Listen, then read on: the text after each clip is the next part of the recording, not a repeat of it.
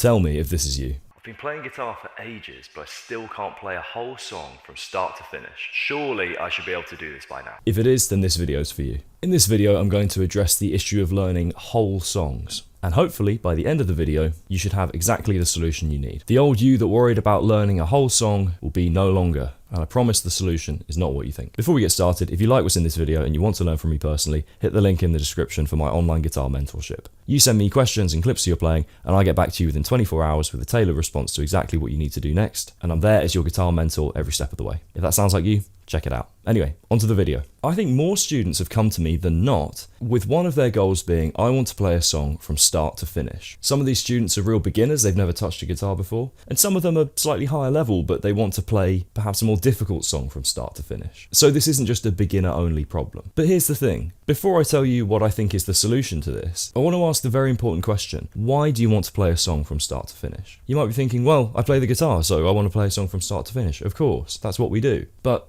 is it? Before I get into this any further, I want to tell you a quick story about a student of mine that really stuck with me. I'd been teaching this student for perhaps a year, maybe a year and a half, and we were working on quite a difficult song that week. I think it was a Dire Straits song, and she was having a hard time learning it. So the following week, she said, I was having trouble with that song. Can we just do something easy today so I can get a bit of a sense of achievement and just relax, basically? And we did. We did a couple of nice, easy songs. I think we did like a Bob Dylan song or something. She came back the next week, and guess what she said? That was too easy. I got bored, and I want another challenge. Now, if you were to ask her a year and a half ago, how would you feel if you could play a Bob Dylan song all the way through? She'd probably say, wow, I can play a song from start to finish. Isn't that great? And yeah, that's actually a great achievement. But notice, she got bored very quickly. So what does this tell us? Well, it brings us back to that question of why do you want to learn a whole song? Lots of people want to learn songs start to finish. I think just because they think they have to, and it makes you a proper guitar player. But let me tell you something. I can play lots of songs start to finish, and how often do I do that? Almost never. Why? Because it's not as fun as you might think. I think people want to do it more because they can say they've done it, and not because they actually enjoy sitting there and playing the song on repeat start to finish. It's important to have goals, for sure, but I want to just reframe this whole learning whole songs agenda. Of all the students I teach, I don't know any, that's a lie, I know one, but very few sit down and just play songs start to finish for the sake of it. Most of them sit down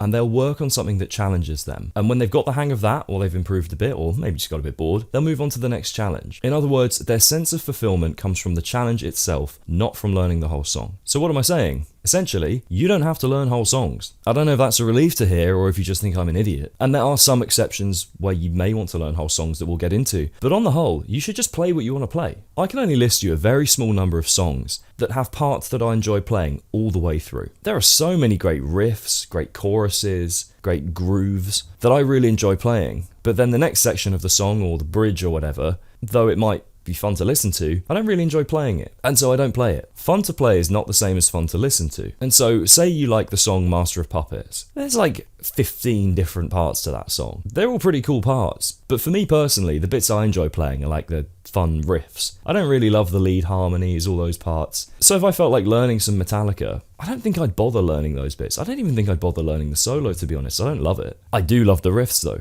and so I'd learn them. It's a long ass song, and do I want to learn every part of that? I don't think so. All respect to Metallica, I love the band, but I don't want to learn the whole song. Now you might say, oh, it's easy for you to say, Joe, you can play all these songs. True, I can. This is one of those unteachable lessons, I suppose. The whole money can't buy you happiness.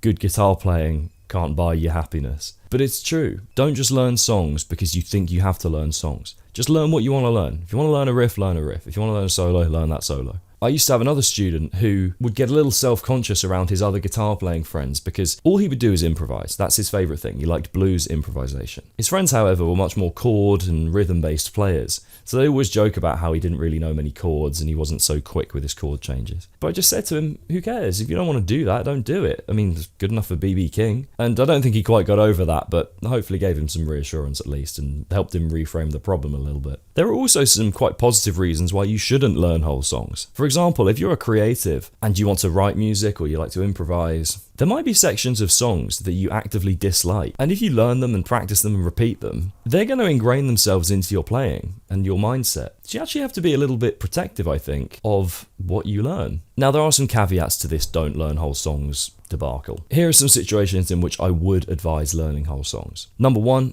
is if you want to be a professional and you want to play songs live. I do this, and so, of course, I have to learn whole songs. I'm being paid to learn whole songs. And so, yes, obviously, if you want to perform the song, you've got to learn the whole song. Obviously, everything I said doesn't apply to that. The other example is if you want to learn how songs are structured, and if you are a songwriter and you want to develop your sense of holistically writing a song. Even then, though, you don't necessarily have to learn the parts. You just have to learn how the song is structured and laid out and the dynamics throughout the song. You don't necessarily need to learn the intricacies of how each part is constructed, though that would probably be useful. The final example is if you get a genuine sense of achievement from learning the whole song and playing it all the way through, not that you just feel you have to. Those are two different things. And you might still be feeling, no, I would get a sense of achievement, and you might be right, but like I said, most of the students I know, most of the professionals I know, don't just sit there and play songs for the sake of it. They do something creative, they do something challenging. So they might learn a part of a song, they might even learn a whole song, but only because it challenges them, not because they feel they have to. So you might have got to the end of this video and thought, he's not taught me anything.